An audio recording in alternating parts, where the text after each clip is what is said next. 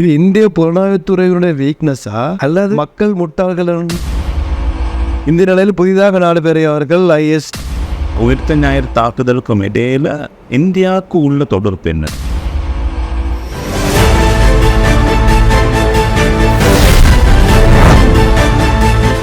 ஆதங்கம், மக்களின் மனக்குமுறல். மற்றொரு ஆதங்க நிகழ்ச்சியூடாக உங்களை சந்திக்கின்றோம். இன்று பரபரப்பாக பேசப்பட்டு வருகின்ற அகமதாபாத்திலே 4 இளைஞர்கள் ISIS குற்றச்சாட்டின் பேரில் கைது செய்யப்பட்டிருக்கின்றார்கள் விடயத்தை நாங்கள் இன்று கலந்துரையாடுவதற்காக ஹியூமனிடேரியன் ஃபர்ஸ்ட் அமைப்பின் செயலாளர் சமூக செயற்பாட்டாளர் முகமது ஃபுஸ்லி அவர்களை நாங்கள் நிகழ்ச்சிக்கு வரவேற்கின்றோம். குஜராத்துடைய அகமதாபாத்திலே 4 பேர் கைது செய்யப்பட்டிருக்கின்றார்கள், இலங்கையர்கள். அவர்கள் 4 பேரும் ISIS தொடர்புபட்டதாக சொல்லியிருக்கின்றார்கள். அவர்கள் ஒருவர் நீர்கொழும்பை சேர்ந்தவர், அடுத்த 3 பேரும் கொழும்பை சேர்ந்தவர். நீங்களும் கொழும்பை சேர்ந்தவர் என்ற வகையில் நீங்கள் இவர்களை பற்றி தேடி பார்த்திருப்பீர்கள். இவர்களுக்கும் அந்த ISக்கும் ஏதாவது தொடர்பு இருக்கிற வகையில் ஏதாவது ஒரு துப்பு உங்களுக்கு கிடைக்கிற மாதிரி இருக்கிறதா? ஒருவேளை இப்படி நடந்திருக்கலாம். அங்க அகமதாபாத் என்றது குஜராத். இந்த குஜராத்ல இருக்கிற அந்த ஏர்போர்ட்ல வேலை செய்கிறார்கள் கூடுதலாக வந்துட்டு வேற மொழி, தமிழ் அல்லாத வேற மொழிகளை பேசக்கூடிய ஆட்களாக தான் இருப்பான். அங்க வச்சு அந்த மொழிகளில் ஹிந்தி அல்லது வேற குஜராத்தி மொழிகளில் வந்துட்டு விசாரணை நடக்கிற நேரம் வந்துட்டு நாங்க இங்கே குடிப்பட்ட ஆட்கள் வந்துட்டு ஐஸ் என்ற போதை பொருட்களோட பாவிக்கிறதும் அதை விற்கிறதும் அதுக்கு சம்பந்தப்பட்ட ஆட்களை இருக்கிறதால இவங்க நாங்கள் ஐஸ் பாவிக்கிறார்கள் அல்லாட்டி ஐஸ் வாங்க வந்திருக்கணும் அப்படின்னு சொன்னாங்களோ தெரியாது. அதை ISIS சொல்லி விளங்கிச்சு தெரியாது. அது அவங்களோட பிரச்சனை உண்டு.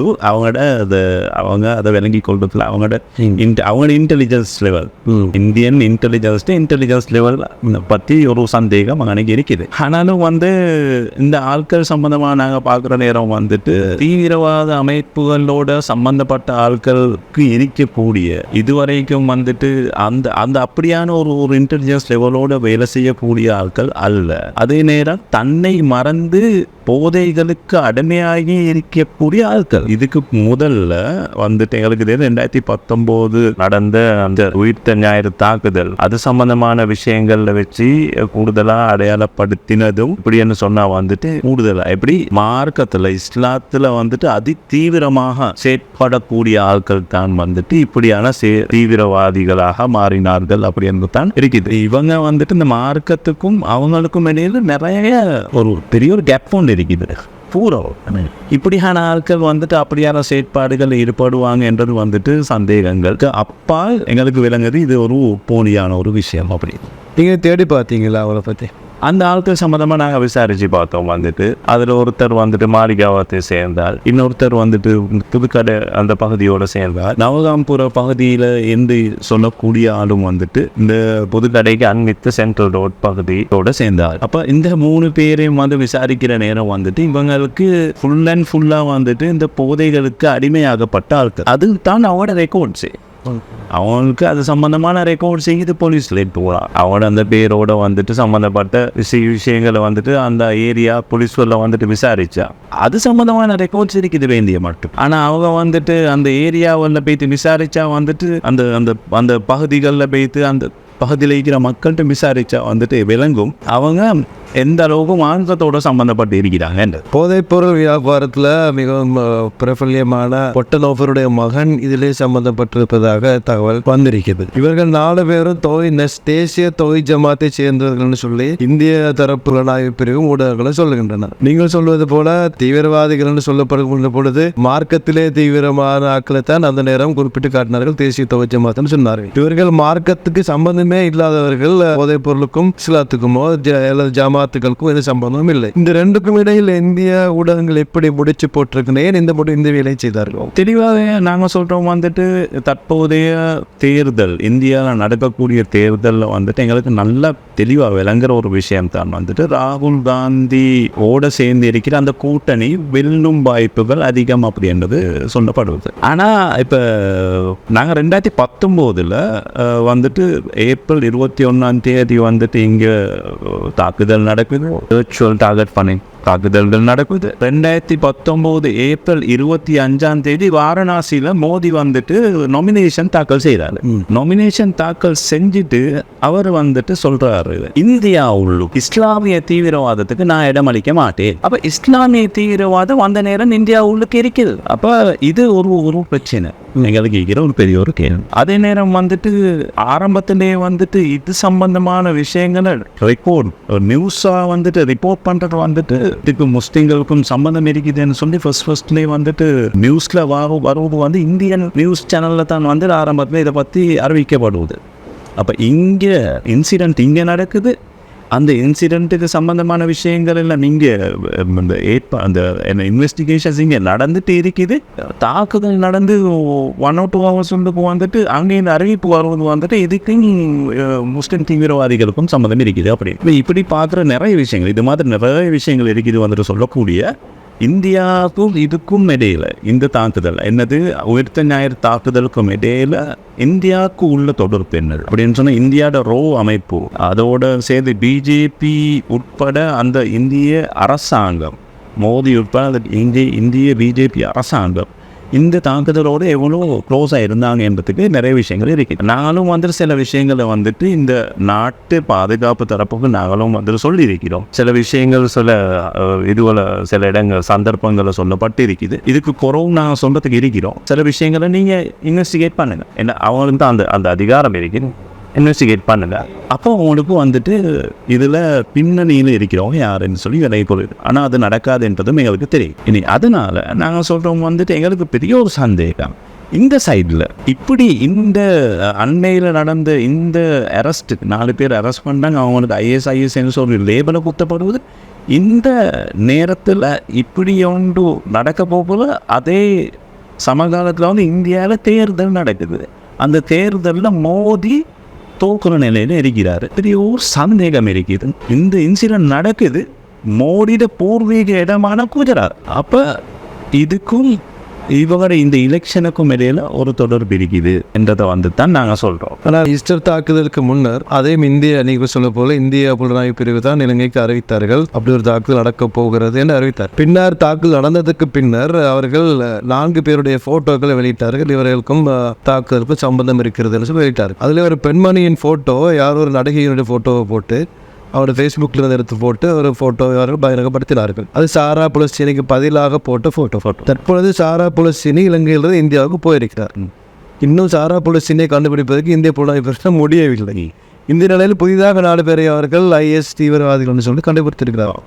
இது இந்திய புலனாய்வுத்துறையினுடைய வீக்னஸா அல்லது மக்கள் முட்டாள்கள் என்று அவர்கள் நினைத்துக்கொண்டு காரியம் நடத்துகிறார்களா? எப்படி இந்திய புலனாய்வுத்துறை வந்துட்டு அவங்களோட வீக்னஸ் இல்லை, வந்துட்டு அவங்க வந்துட்டு நினச்சிட்டிக்கிறாங்க அவங்க தான் ஸோ ஸ்மார்ட் அப்படின்னு சொல்லிட்டு அவங்க அதனால தான் வந்துட்டு மக்களை வந்துட்டு முட்டாள் என்று நினச்சிட்டு சில நாடகங்கள் நினச்சி கொண்டே இருக்கிறான். நீ அதை என்ன சொல்கிறது வந்துட்டு பல நாள் திருடன் ஒரு நாள் காப்பாடுவான் அப்படின்னு சொல்கிற மாதிரி இவங்களோட எல்லா நாடகங்களும் வந்து ஒரு நாளில் ஒரு வெளிச்சத்துக்கு வரத்தான் போகுது. அந்த நேரம் வரைக்கும் வந்துட்டு நாங்கள் எங்களோட முயற்சிகளை வந்துட்டு நாங்கள் விடாமல் தொடர்ந்து செஞ்சு கொண்டே இருக்கோம். நீங்கள் சொல்வது சரி. ஏனென்றால் இப்பொழுதே இந்த 4 பேர் கைது செய்யப்பட்ட விவகாரத்தை இலங்கை மக்கள் பெரிதாக எடுத்துக்கொள்ளவில்லை. பெரிய சலசலப்பொன்னும் இதனால் ஏற்படவில்லை, நாட்டில் ஏற்படவில்லை. 2-3 அரசியல்வாதிகள் பாராளுமன்றத்தில் பேசினார்கள் எல்லாமல் மக்கள் இதனை பெரிதாக எடுத்துக்கொள்ளவில்லை. மக்கள் விழித்துக் கொண்டிருக்கின்றார்கள். பழைய ஒட்டியில் புதிய கஞ்சியை காய்ப்பதற்கு சாத்தியமில்லை என்பதுதான்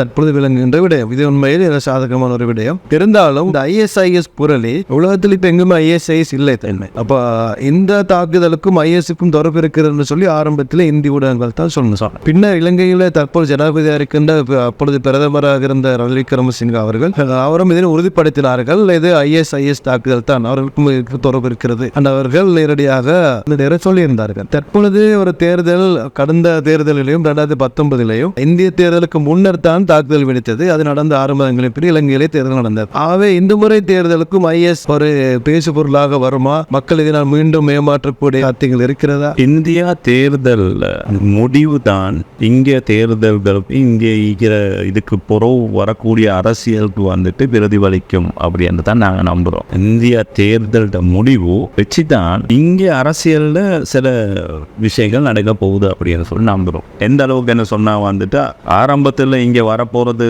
பிரசிடென்ஷியல் எலெக்ஷனா, ஜனாதிபதி தேர்தலா அல்லது பாராளுமன்ற தேர்தலா என்றது கூட டிசைட் ஆக போகிறது அந்த தேர்தலை வச்சு தான் எங்களுக்கு சொல்றது கேளும். என்ன சொன்னா அந்த அளவுக்கு வந்துட்டு இந்த தேர்தலை வந்து கொண்டு ஒரு டார்கெட் பண்ணின ஒரு சம்பவம் தான் வந்து கொண்டு இந்த 4 பேர்ட கைது.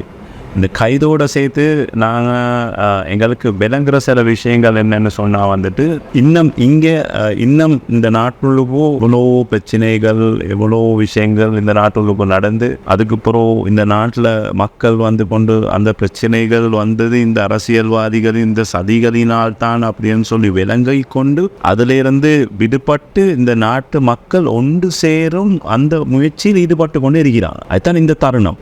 அப்படி இருக்கிற நேரம் இந்த நாட்டில் மீண்டும் ஒவ்வொரு இனத்துக்கும் இடையில வந்து சந்தேகங்கள் உண்டாக்கி ஒவ்வொருத்தரின் சந்தேக பார்வையோடும் பார்க்கக்கூடிய ஒரு நிலைமை மீண்டும் உருவாக்குறதுக்கு ஒரு சிலருக்கு தேவைப்பட்டிருக்கின்றது. இந்த கடந்த 2-3 நாட்களில் வந்து நடந்த அரசியல் சில விஷயங்கள் நிகழ்வுகளை பார்க்குற நேரம் வந்துட்டு எங்களுக்கு விலங்கி கொலையிலும் அதைத்தான் வந்துட்டு நாங்கள் பார்க்கணும் வந்துட்டு எந்த மாதிரி நாங்கள் கையாளுறது அப்படின்றத நாங்கள் தான் வந்துட்டு விலங்கிக்குவோம். நீங்கள் சொன்ன அந்த சுமூகமான நிலையை உருவாக்கக்கூடாது என்றதுக்காக சில குறிப்பிட்ட ஊடகங்கள் தொடர்ந்தும் இந்த பிரச்சாரத்தை கொண்டு போய்த்து கொண்டு தான் இருக்கிறாங்க. இப்போ அந்த இடத்துல மக்கள் எப்படி இதை ஐடென்டிஃபை பண்ணி அவங்க விஜிலண்டாக விழிப்புணர்வு அடையலாம் என்ற கொஞ்சம் மக்களுக்கு ஒரு அட்வைஸ் பண்ணாங்க. உண்மையிலேயே வந்துட்டு ஒரு விஷயத்த சொல்ற நேரம் வந்துட்டு இந்த சப்ஜெக்ட் இந்த இன்சிடென்ட்ல வந்துட்டு நாங்கள் எங்களுக்கு தெரியும் போலீஸ் அதிபர் அதே நேரம் வந்துட்டு போலீஸ் மீடியா ஸ்போக்ஸ்மேன் எல்லாரும் வந்துட்டு சொல்லிட்டாங்க இதுக்கு வந்துட்டு ISIS ஓட சம்பந்தமான அப்படி ஒரு விஷயங்கள் எங்களுக்கு அவங்களோட இன்வெஸ்டிகேஷன்ல அவங்களுக்கு விளங்கி கொள்றதுக்கு அப்படி இல்லை என்று சொல்லி அப்போ எல்லா மீடியா என்று சொல்லி சோசியல் மீடியாலேயோ அல்லது வந்து டிவி அல்லது பேப்பர் மீடியா பிரிண்ட் மீடியா இந்த மாதிரி எல்லா மீடியாக்கள்லையும் சொல்ற எல்லாத்தையுமே வந்துட்டு அப்படியே நம்பாம வார தகவல்கள் மீடியாவால் வாரது தகவல்கள் நியூஸஸா ஏதாவது முறையில் வார தகவல்களை வந்துட்டு ஒரு முறைக்கு 2 முறை கன்ஃபார்ம் பண்ணிக்கோங்க. அதை வந்துட்டு மற்றவங்களுக்கு தெரிவிக்கிறதோ அல்லது தெரிவிக்காம அங்கனி கூட அதை நிப்பாட்டி கொள்ளதா என்றதை வந்துட்டு அவங்க தீர்மானிக்கணும்.